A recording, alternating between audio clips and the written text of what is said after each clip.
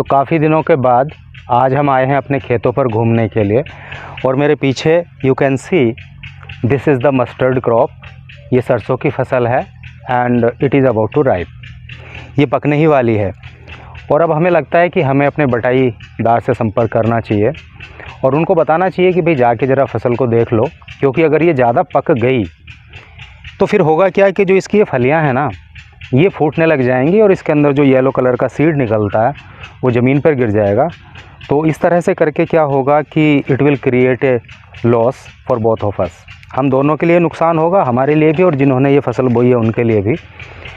तो धूप भी काफ़ी तेज़ हो रही है, तो चलो एक पेड़ की छाया में चलते हैं। और ये मैंगो ट्री है, इसके पीछे भी एक कहानी है, वो भी आपको बताएंगे। एक्चुअली क्या है ना कि जब हमारे दादाजी थे तो सारी फार्मिंग वो खुद से ही किया करते थे, लेकिन उसके बाद क्या हुआ कि चूँकि मेरे फादर डॉक्टरी वगैरह थोड़ा किया करते थे तो वो उतना ध्यान नहीं दे पाते थे खेती पर। तो उस समय खुद थोड़ा सा खेती खुद करते थे और बाकी जो है कुछ बटाई पे दे दिया करते थे। और मैंने तो कभी खेत में काम किया नहीं है, मैं पहले से ही बाहर रह के पढ़ा हूँ, तो मुझे खेत के बारे में बहुत ज़्यादा नॉलेज नहीं है। भाई किसान का बेटा हूँ तो ऐसा नहीं है कि कुछ पता नहीं है, पता है, बट उतना नॉलेज नहीं है जितना कि होना चाहिए। यहाँ पे मेरे पीछे आप देख रहे हो ये गेहूं की फसल है और पीछे आप जो येलो कलर का देख रहे हो ना वो क्रॉप, तो वो that is not the mustard crop. वो सरसों की फसल नहीं है, but that is a kind of mustard you can say. सरसों का एक वो प्रकार है और उसका जो सीड होता है ना, तो वो येलो कलर का नहीं होता है, वो थोड़ा सा ब्लैक जैसा करके होता है। तो मस्टर्ड के जितना अच्छा उसको नहीं मानते हैं, लेकिन वो भी अच्छा होता है मतलब। और अगर आप यहाँ पे 15-20 दिन पहले आए होते तो यू कैन इमेजिन कि what was the seen here. क्या सीन यहाँ पे था, चारों तरफ all around you can see the flowers of yellow colour. चारों तरफ पीले कलर के फूल थे और क्या ही मस्त खुशबू यहाँ पे थी। ऐसा नहीं कि आज यहाँ पे अच्छा नहीं लग रहा है, आज भी यहाँ पे बहुत अच्छा लग रहा है।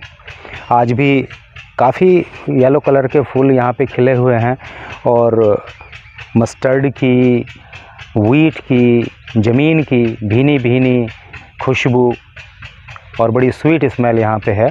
बहुत सुकून यहाँ पे मिल रहा है। और अब हम जिस पेड़ की छाया में खड़े हैं, इसके भी पीछे एक बड़ी ज़बरदस्त कहानी है। देखो मैं आपको दिखाता हूँ। ये मैंगो ट्री है और ये इतना मोटा इसका जो है ये ट्रंक है, तना है। और इसके पीछे कहानी ये है कि जब हम छोटे थे, आई मीन टू से कि जब हम बच्चे हुआ करते थे, तो हमारे दादाजी इसको काट रहे थे पेड़ को। तो हमें पता चला कि दादाजी जो है वो आम के पेड़ को काटने के लिए गए हैं। तो मैं था और फैमिली के 1-2 छोटे छोटे बच्चे थे, तो हम घर से दौड़ के आए और हमने उनको बोला कि नहीं, हम इसको काटने नहीं देंगे। तो वो बोले नहीं नहीं, उन्होंने हमें सब मतलब उल्लू बनाने की कोशिश की कि नहीं, इस पे चोर आ जाते हैं, इस पे ऐसे हो जाता है, वैसे हो जाता है, रात को इस पे चोर बैठ जाएगा। हमने कहा कुछ भी हो जाए बट हम इसको काटने नहीं देंगे। तो उन्होंने हमें बहुत कई तरह से कन्विंस करने की कोशिश की ताकि वो इसको काट सके। और उन्होंने ना इसके कई सारे जो इसकी रूट्स होती हैं तो वो काट भी दी थी, लेकिन जो मेन रूट होती है ना वो बीच वाली, वो उसकी बची हुई थी। तो कुल मिला के हम कई सारे बच्चे थे, 3-4 रहे होंगे, तो हम इसके चारों तरफ मतलब लिपट गए। एक तरह से हमने चिपको आंदोलन चला दिया, आप कह लीजिए। तो वो भी फिर मजबूर हो गए, भाई बच्चे हैं, नहीं काटने दे रहे तो नहीं काटने दे रहे। तो उन्होंने फिर इसको नहीं काटा और आज ये इसमें ना इसमें बहुत अच्छे आम भी आते हैं। इस बार तो नहीं आ रहे हैं, तो बहुत अच्छे आम भी आते हैं। और यहाँ पे जो खेत के अंदर काम लोग करते हैं तो वो इसकी छाया में बैठ जाते हैं। तो ये काफ़ी बेनिफिशियल यहाँ पे रहता है।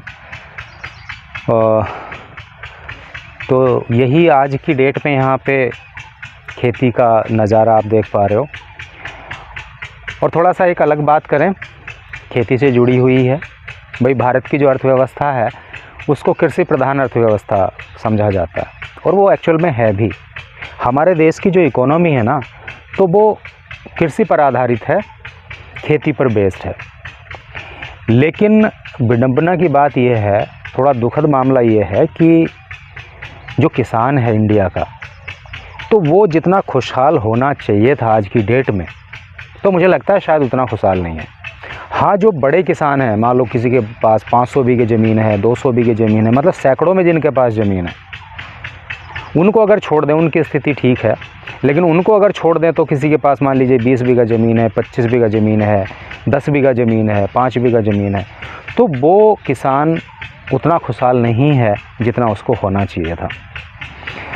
और जब हम किसान को, खेती को इस देश की नींव मानते हैं, इस देश की इकोनॉमी की नींव मानते हैं, तो उसको तो हमें मजबूत बनाना पड़ेगा। क्योंकि आप बिल्डिंग चाहे कितनी भी खूबसूरत बना लो, अगर उसका बेस कमज़ोर है, उसकी फाउंडेशन कमज़ोर है, तो बिल्डिंग कभी भी गिर सकती है। तो अगर हमें अपने देश को बहुत आगे ले जाना है, यहाँ की इकोनॉमी को एकदम मजबूत रखना है, तो किसान को तो मजबूत बनाना ही पड़ेगा हर हालत में। अब मैं आपको बताऊं कि बड़ा दुख हुआ एक घटना को देख करके। अभी मैं परसों तरसों न्यूज़ देख रहा था, तो टीवी पर दिखा रहे थे कि झारखंड के एक किसान हैं, वो एक नहीं मतलब काफ़ी किसान वहाँ पे हैं, तो वो जो वेजिटेबल्स वहाँ पे उगाते हैं, तो वहाँ पे बहुत सारे किसानों ने जो है मतलब टोमेटो की फार्मिंग की हुई है, टोमेटोज़ वो उगाते हैं।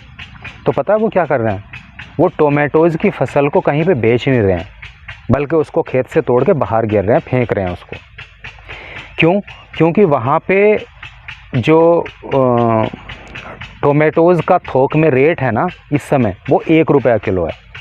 अब आप लगाओ, कोई किसान अपने खेत से टोमेटो को तोड़ेगा, उसको 10 किलोमीटर, 15 किलोमीटर, 20 किलोमीटर मंडी लेके जाएगा, तो इतने का तो उसका वो टमाटर बिकेगा नहीं जितने का उसका तेल फूक जाएगा, है नहीं। और बाकी उसको उस फसल को उगाने में जो उसका कॉस्ट आई है, जो खर्च हुआ है, उसका क्या। तो ये बहुत ख़राब स्थिति है। ऐसा नहीं है कि इसको सुधारा नहीं जा सकता। अगर राज्य सरकारें और केंद्र सरकार मिलकर के कोऑर्डिनेशन में अगर काम करें तो स्थिति को सुधारा जा सकता है। कई सारे स्टेप्स हैं जो लिए जा सकते हैं। फॉर एग्ज़ाम्पल मान लीजिए इंटर स्टेट, अगर देश के अंदर बात करें, राज्यों की बात करें तो भी, और इंटरनेशनल लेवल पर बात करें तो भी, अगर टोमेटोज़ का कहीं से आयात हो रहा है, इंपोर्ट हो रहा है, तो उसको रोका जा सकता है। अगर एक्सपोर्ट बंद है, वो चाहे इंटर स्टेट हो, राज्यों के बीच की बात हो या इंटरनेशनल लेवल पे हो, अगर बंद है तो उसको खोला जा सकता है। और थोड़ा आगे जाएं तो फिर जो साइंटिफिक वेज ऑफ फार्मिंग होते हैं, है नहीं, वैज्ञानिक तरीके कृषि के जो हो सकते हैं, उनकी ट्रेनिंग किसानों को दी जा सकती है। उनको बताया जा सकता है कि इस समय पे आपको ये फसल बोना ज़्यादा बेनिफिशियल होगा। एक जो पोर्टफोलियो ऑफ द क्रॉप्स होता है कि किस समय पे कौन कौन सी फसल को कितना उगाया जाए, उस रेशियो में फसल उगाना बहुत ज़्यादा ठीक होता है। तो इस चीज़ की ट्रेनिंग किसानों को दी जा सकती है। तो ये काम कौन करेगा? ये काम करेंगी तो सरकारें, है नहीं। तो राज्य सरकार, केंद्र सरकार मिलकर के अगर ये कदम उठाए तो ये संभव है। इससे किसानों की स्थिति मजबूत हो सकती है, और किसानों की मजबूत होगी किसानों की स्थिति, तो फिर देश की मजबूती आएगी उससे। और भाई, खेत में किसान और सीमा पर जवान अगर सुरक्षित और मजबूत हैं तो जाहिर सी बात है फिर अपना देश भी मजबूत ही बनेगा। लास्ट ईयर का मैं आपको बताऊं कि हमारे परिचय में ये किसान हैं, तो उन्होंने टोमेटोज़ की फार्मिंग की, और वो उन्होंने की थी जो मई जून के महीने में होती है। और आप समझ सकते हो कि मई जून के महीने में कितनी चिलचिलाती स्कॉर्चिंग हीट पड़ती है।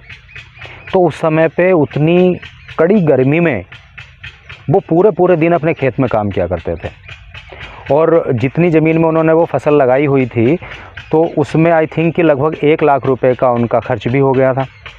लेकिन फिर उनकी फसल में कुछ बीमारी आ गई, तो वो उनकी फसल ख़राब हो गई। कुल मिला के उनको 1 रुपये का रिटर्न भी वहाँ से नहीं आ पाया, पूरा लॉस चला गया। तो कहना हम ये चाहते हैं कि that was the natural calamity. वो तो नेचुरल क्लैमिटी थी, प्राकृतिक आपदा उसको कह लीजिए या जो भी कह लीजिए, उस तरह का मामला था। और जैसा हम झारखंड के अंदर देख रहे हैं, तो वो तो मैन मेड क्लैमिटी है, वो प्राकृतिक क्लैमिटी तो नहीं है, that is the man made calamity. तो उसको तो 99% कंट्रोल किया जा सकता है अगर ये सारे मैनेजमेंट किए जाएं सही से, तो 99% उसमें सुधार किया जा सकता है। तो करना चाहिए, केवल कहने से नहीं होता है, करने से होता है। तो सरकारों को ध्यान देना चाहिए कि जो अन्नदाता है उसकी फ़सल ख़राब ना हो, उसकी फ़सल का सही उसको मूल्य मिले, वो सारी चीज़ें होनी चाहिए, तभी जो है ठीक भी रहेगा। और आपको पता होगा कि भाई जैसे मान लीजिए हमारी बॉडी है, तो एक इंसान की बॉडी सारी ठीक है लेकिन उसका एक हाथ मान लीजिए कमज़ोर है, तो उसकी बॉडी को साउंड बॉडी नहीं कह सकते। अगर किसी का एक पैर कमज़ोर है, बाकी बॉडी कितना भी स्ट्रॉन्ग है, तो उसकी बॉडी को साउंड बॉडी नहीं कह सकते। तो उसी तरह से हमारे देश के अंदर अलग अलग प्रोफेशनल्स रहते हैं, अलग अलग काम करने वाले लोग रहते हैं। कोई किसानी करता है, कोई बिजनेस करता है, कोई जॉब करता है, कोई कुछ करता है। तो एक वर्ग तो मान लीजिए बहुत स्ट्रॉन्ग हो जाए, बहुत अमीर हो जाए, बहुत पावरफुल हो जाए, और एक दूसरा वर्ग है जो कमज़ोर हो जाए, वो कमज़ोर रहे, तो क्या ओवरऑल आप देश को एक मजबूत कंट्री कह सकते हो? क्या नहीं कह सकते हो। तो इसलिए खेत में किसान को मजबूत करना पड़ेगा और सीमा पे जवान को मजबूत करना पड़ेगा, तभी अपना देश जो है वो, जो हम कहते हैं ना मेरा भारत महान, वो परिकल्पना जो है तभी सही मायनों में यू कैन से कि क्या कह सकते हैं उसको, देखने को मिलेगी। खैर, ये तो थोड़ा सा एक अलग तरह की बात हो गई, लेकिन इस बात को भी करना ज़रूरी था। तो हमने यहाँ पे आपको, अब थोड़ा सा मैं आपको इधर दिखाता हूँ। ये जो आपको यहाँ पे आवाज़ सुनने को मिल रही होगी ना, तो सामने एक ट्रैक्टर चल रहा है, वो कुछ ज़मीन वगैरह की जुताई कर रहा है, तो उसका है। और उधर क्या है कि उधर एक पानी लगाया जा रहा है खेत के अंदर, इंजन चल रहा है, तो ये उसकी साउंड आ रही है। तो कुल मिला के यहाँ पे जो प्राकृतिक नज़ारा आप लोग देख पा रहे हो, मैं देख पा रहा हूँ, तो ये मतलब it is tough to explain in the words जो फीलिंग यहाँ पे है, लेकिन यू कैन फील, बिकॉज़ कैमरे में ही सही बट आप देख पा रहे हो। तो आज आपको यहाँ पे कैसा लगा? हालांकि मतलब मैं दूसरों के ब्लॉग देखता हूँ तो मुझे भी लगता है कि यार कभी कभी मुझे भी करना चाहिए, बट ब्लॉगिंग मुझसे होती नहीं है। और अगर बात करें पब्लिक प्लेसेस की, तो वहाँ पे तो बिल्कुल नहीं होती है। आज यहाँ खेतों पे आया था, तो यहाँ पे मैं अकेला हूँ, तो मैंने सोचा कि चलो करते हैं। तो आपको कैसा लगा कमेंट करके बताना, and thank you very much for being with me.